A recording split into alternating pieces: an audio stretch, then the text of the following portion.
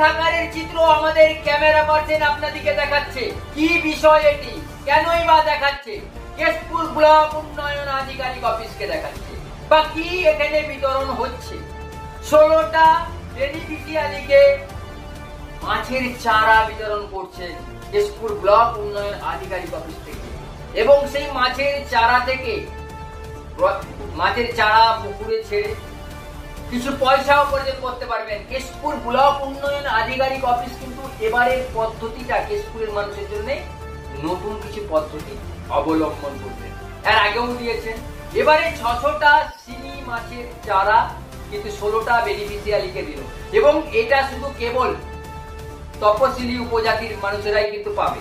আর এই মুহূর্তে সরাসরি কিন্তু আমাদের প্রতিনিধি কেশপুর বিডিও অফিসে পুরো চিত্রটা দেখাচ্ছে এবং কি তুলে ধরলো তিনি তা একবার দেখে নিয়ে যাক। কেশপুরে তপশিলি উপজাতি অধ্যুষিত এলাকার লোকজনকে মাছের চারা বিলি।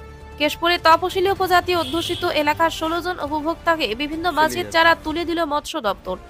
দপ্তরের আধিকারিকেরা জানিয়েছেন, এয়ার ব্রিদিং ফিশ কালচার নামে এই কর্মসূচিতে মূল লক্ষ্য তপশিলি উপজাতির লোকজনকে আর্থিকভাবে স্বনির্ভর করা, তাদের শরীরে পুষ্টিগুণ আরো বাড়ানো। সেই লক্ষ্যে কেশপুরের তপশিলি উপজাতি অধ্যুষিত এলাকার 16 জন উপভোক্তাকে বেছে নিয়ে তাদের বেশি মাগুর ও শিঙি মাছের চারা সহ চুন বিতরণ করা হয়েছে। পরবর্তীকালে এই সমস্ত ব্যক্তি পুকুরে এই মাছ চাষ করার পর কতটা উন্নতি করতে পারছেন তাও খতিয়ে দেখা হবে বলে এদিন দায়িত্বে থাকা মৎস্য দপ্তরের আধিকারিক জানিয়েছেন। স্যার, আজকে দেখলাম আপনারা মাছ ডিস্ট্রিবিউশন করছেন এবং কতগুলো জায়গায় এই মাছ যাবে? আজকে আমাদের যে স্কিমটাতে আমরা মাছ ডিস্ট্রিবিউশন করছি সেটা হচ্ছে ট্রাইবাল সাব প্ল্যানের অন্তর্গত একটা স্কিম আছে, যেখানে আমরা শিঙি মাছের চারা 1200 পিস করে এবং চুন হচ্ছে 25 কেজি করে আমরা দিচ্ছি। আজকে আমরা টোটাল 16 জন বেনিফিশিয়ারিকে, যারা তপশিলি উপজাতি সম্প্রদায়ভুক্ত, তাদের অর্থনৈতিক উন্নয়নের জন্য এবং তাদের পাতে যাতে প্রোটিন সমৃদ্ধ খাবার তুলে দিতে পারে সেই কারণের জন্য গভর্নমেন্ট থেকে যে এই স্কিমটা, এটা আমরা আজকে ডিস্ট্রিবিউট করলাম কেশপুর ব্লকের তরফ থেকে। এবং এটা কি এখান থেকে নিয়ে প্রত্যেকটা মানুষের হাতে দেওয়া হবে না পঞ্চায়েত দপ্তরে যাবে? না, এটা আমরা ব্লক থেকে বেনিফিশিয়ারি সিলেকশন করা হয় এবং ব্লকের যে পঞ্চায়েত সমিতি আছে, কর্মাধ্যক্ষ সাহেবরা আছেন, সভাপতি সাহেবরা আছেন, তাদের সঙ্গে আমরা আলোচনা করে বেনিফিশিয়ারি সিলেকশন করি এবং সেই সিলেক্টেড বেনিফিশিয়ারিকে আমরা এই যে সহযোগিতাগুলো ওগুলো তুলে দিই। এই যে আপনারা এই মাছগুলো মানে চাষ করার জন্য দিচ্ছেন, এগুলোর তো রক্ষণাবেক্ষণ একটা আছে, আপনারা কি খোঁজে নেবেন যে মাছগুলো কতটা হলো নাকি হলো না?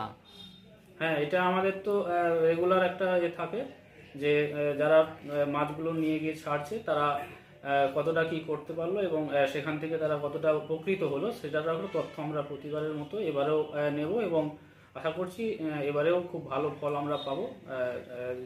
যারা নিয়ে যাচ্ছে তারা খুব ভালোভাবেই চাষ করতে পারবেন। আগের বারে কি এইভাবেই বিলানো হয়েছিল? হ্যাঁ, আগেরবারেও আমরা গতবারেও দিয়েছি। আমরা গতবারের তুলনায় এবারে কিন্তু অনেকটা বেশি সংখ্যক আমরা দিতে পারছি এবং সঠিকভাবেও আমরা সুন্দরভাবে দিচ্ছি এবং বেনিফিশিয়ারিদের বা এলাকার মানুষের যথেষ্ট সাড়াও পেয়েছি। প্রত্যেকে খুব আগ্রহী এই বিষয়টাতে। আগের বারে কতটা চাষের এই যে মাছ চাষের প্রতি মানে বেনিফিশিয়ারিদের আগ্রহ হয়েছিল আগের বারে, মানে কতটা হয়েছিল ফসল, মানে কি বলে মাছ বেড়েছিল? গতবারে যারা মাছ চাষ করেছিল তারা প্রত্যেকে এসে আমাদেরকে বলেছেন যে তুমুল পরিবর্তন ওরা পেয়েছেন।